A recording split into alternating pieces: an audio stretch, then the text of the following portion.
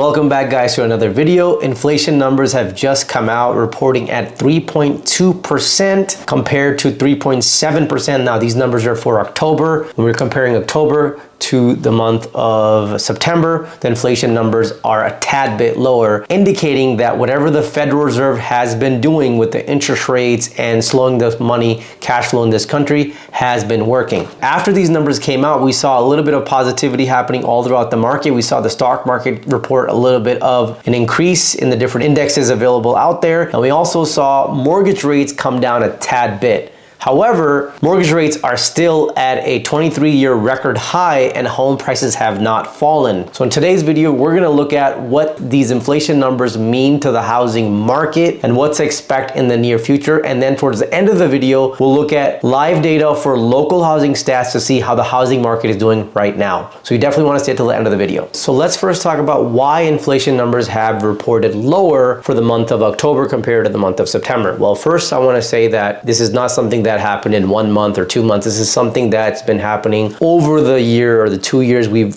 almost seen here with the Federal Reserve increasing interest rates. So all of this is done by design. Their whole main purpose is to increase interest rates, slow down consumer spending, slow down the money flow and the cash flow in the economy. And it seems to be working right now, whereas inflation was at like 8.3% during the same time in 2022, and right now it's at 3.2%. A huge difference there. All the things they've been doing have been working. But one of the main factors that inflation came a tad bit lower was the gasoline price index. It came down about 5%. So gasoline prices came down. Another small little thing that happened that impacted the inflation was used car prices. Used car prices during the pandemic time were sky high. They also have come down a tad bit. But the biggest chunk of this pie of these prices of inflation is shelter, which is equal to housing and home prices, which accounts for 70% of inflation. And that number has not come down. I would say hasn't come down much at all throughout the whole country because home prices have not really fallen. Why?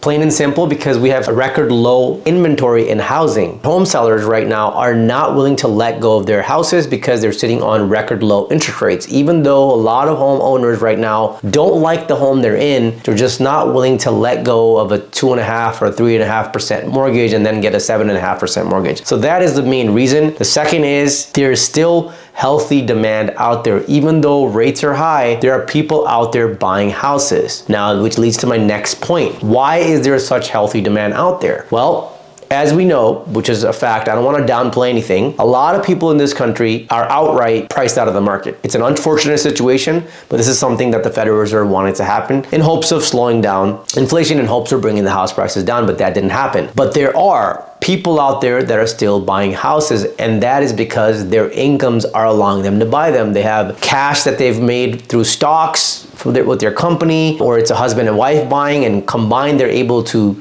not only afford the mortgage payment, even though the mortgage payments have gone up by 60 to 70% when you're comparing where mortgages were in the beginning of 2022. And another point why people are still believing in the real estate market despite the rates being high, despite the mortgage payment being so high, is because they've seen recently during the pandemic when home prices dropped, they see how home prices came up and how much appreciation people have gained in just the last 3 to 4 years. The people that have bought before the prices went up and people that bought even before the rates went up. So they've seen year over year appreciation, and people that were in the market crash of 08 active or were watching from the sidelines, they saw what happened when a lot of folks foreclosed and just let their mortgages go and let the banks take the homes. But the folks that were able to retain their homes, or folks that were still believed in the market and bought houses, they saw huge appreciation in 7 to 10 years. And this is, even though it's been 10 years or 15 years, it hasn't been 50 years or 60 years. The events that we just seen in the last, say, a decade ago are still fresh in people's minds. So that creates an environment where people still believe in the real estate market. They believe that if you are able to retain your property and hold your property over the life or on a long time horizon, you will gain appreciation. So that's another factor why people are believing in the real estate market and why we're still seeing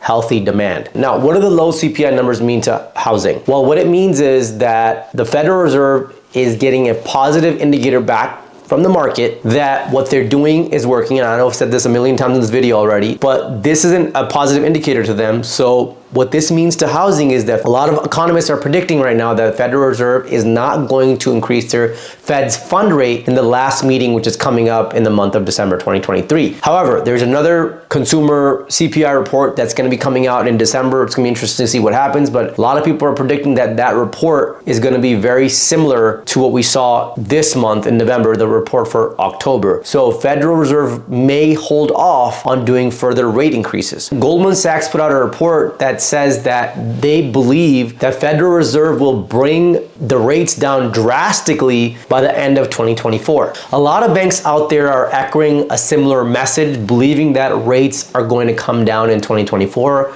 No one has definite numbers on that, but what that will do to the overall economy is it'll boost the economy by bringing more cash in there, also bringing more buyers in the market. But what is that really going to do to home prices? I believe that will further increase home prices. If not increase them, they will keep them at the level where they're at, not decreasing home prices. So if home prices don't come down, inflation is not really going to come down, because home prices is a big factor, like I mentioned earlier, in this whole process of bringing the inflation down.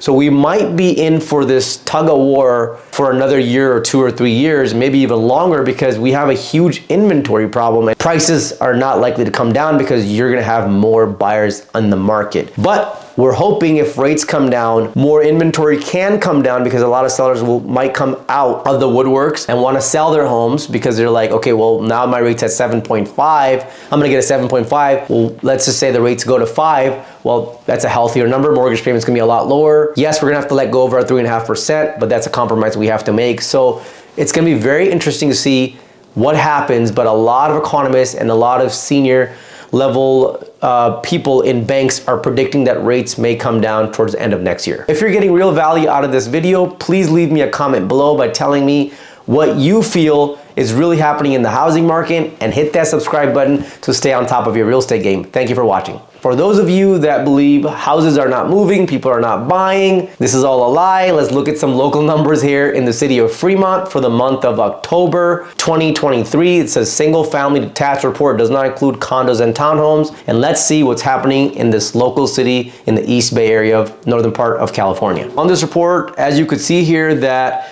in the month of October 23, there were only 48 active homes compared to last year where there were about 100 active homes. Then if we look at the number of homes sold in October 2023, 66 sold compared to October 2022 when 88 sold. That's almost a 25% decline in inventory. Then here's another interesting one.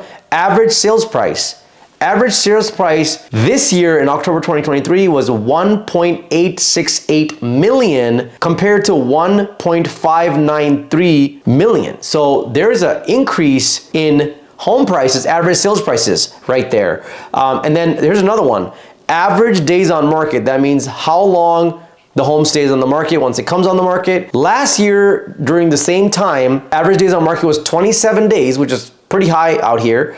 And probably the main factor there was interest rates had been going up consistently. A lot of people were like just in payment shock or market shock and didn't know what was going on. Whereas now people have started to internalize that this is what it's going to be. The rates are going to continue to go up or they're going to slow down, but this is a new way of being. So we started to internalize that, and average days on market this year were only 14. Now we're going to look at the last stat here. Sales price versus list price, meaning what the home is listed for and what it actually sells for. Any home that was listed in the city of Fremont, or this is an average, that home sold 6% above what it was listed for. The same number last year, homes were selling about 1% below what they were listed for. Still not bad, but that number is indicative of the fact that the rate market was drastically changing last year and people had not internalized and adjusted to the market. As you just saw clearly on that report, homes are moving. Yes, inventory is drastically lower from where it was in the last year and the year prior, but homes are selling, and they're selling higher actually than what they were selling for the year prior, which tells you that yes, it's an inventory issue, supply demand issue, just not enough supply and still a healthy demand. Now, I'm not saying that these numbers translate to every single market in the country, but in most markets in America, we're seeing this similar situation, a similar dynamic where there's a healthy demand and just not enough inventory causing the prices to go above, a little bit above asking. Yes, the mortgage rates and interest rates are a factor with the payment being higher, but buyers out there still buying. So there are a lot of positive signs in the market, especially with what a lot of economists are saying, and with the CPI numbers coming lower and trending downwards, and with the Federal Reserve possibly keeping the interest rates at bay. So a lot of economists are saying that this may be the soft landing that the Federal Reserve was talking about instead of a full-blown recession. We still have to watch the markets carefully. Like I mentioned in all of my videos, stay lean, save money, don't go out there and get liabilities. Focus on your numbers, run your numbers with a professional, and watch the market carefully. Yes, the markets are still volatile. Yes, anything can happen, but in these such markets, there are opportunities that can be taken advantage of. That's all I have for today, guys. Thank you for watching. This is Karan saying until next time.